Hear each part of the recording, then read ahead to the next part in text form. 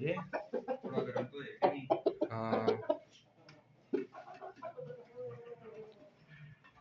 तब पड़ेगा, अच्छा लड़ जाएगा।